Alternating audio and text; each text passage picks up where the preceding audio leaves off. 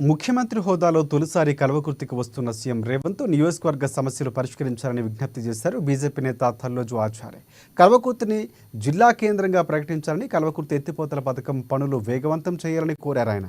పాలమూరు రంగారెడ్డి ఎత్తిపోతల పథకానికి జైపాల్ రెడ్డి పేరు పెట్టాలని, భూ నిర్వాసితులకు నిధులు మంజూరు చేయాలని విజ్ఞప్తి చేశారు. ఇక కల్వకుర్తి ప్రాంతంలోనే స్కిల్ డెవలప్మెంట్ యూనివర్సిటీని ఏర్పాటు చేయాలన్నారు తల్లోజు ఆచార్య. రైతులను కలుస్తాం. మేము ఒకటి మీ ద్వారా మేము విజ్ఞప్తి చేస్తున్నాం. ఏ రైతులు కూడా ఇవాళ చదివిన రైతులు ఎక్సైజ్ ట్యాక్స్ కట్టలేదని చెప్పి, వాళ్ళ పొలంలో చెట్టుకున్నాయని ఎక్సైజ్ ట్యాక్స్ కట్టలేదని వాళ్ళ భూములు వేలం వేసిరు. వాళ్ళ భూములు వేస్తే వేలం వేస్తే మళ్ళా రైతులు పోయి డబ్బు కట్టిరు. డబ్బు కడితే వాళ్ళ భూములు వాళ్ళకి కావాలి. అవి ప్రభుత్వం దగ్గరే ఉన్నాయి. భూములేమో రైతుల మీద ఉన్నాయి.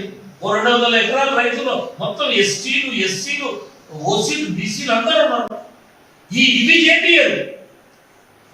వాళ్ళ కొరకు నేను హియరింగ్లు పెట్టి కలెక్టర్ని పిలిచి మొత్తం చేసి పెడితే జైపాల్ యాదవ్ గారు లాస్ట్ టైం నువ్వు ఇప్పుడు ఇయ్యద్దు, ఆయన అడుగుతున్నాడు కాబట్టి ఇయ్యొద్దు అని చెప్తే ఆపేసాడు. ఇలా వాళ్ళు బాధపడుతున్నారు. ఇట్లా